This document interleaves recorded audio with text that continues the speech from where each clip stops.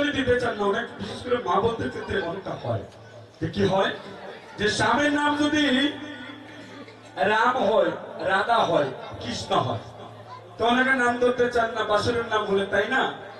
কিন্তু এমন কথাটা বলছে, আপনারা বলবেন যদি কোনো পাপ হয় সেটি মনোরঞ্জনের হবে, আপনারা বলবেন পাপ হবে না।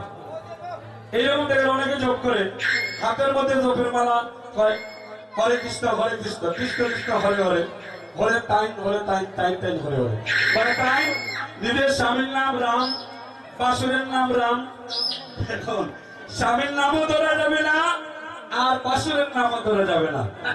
ওই যে রাম যদি স্বামীর নাম হয়, রামের জায়গায় তাই, হরে তাইন তাইন, এটা বলা যাবে না? যাবে? বলা যাবে না। বলা যাবে স্বামীর নামও যদি রাম হয়, বাসুরের নাম রাম হলে বলতে পারবেন, কোনো সমস্যা নাই, ঠিক আছে? এবার সবাই সম্মিলিত হয় আরেকটা জয়ধ্বনি করে বলুন,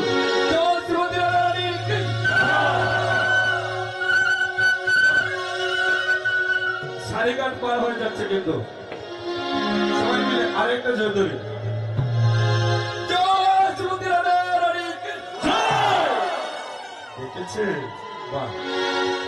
আমার মন চায় কিনা জানেননি, আগামী বছর যদি এই আওরাত কীর্তন হয় তাহলে এরারে নামলে হইব।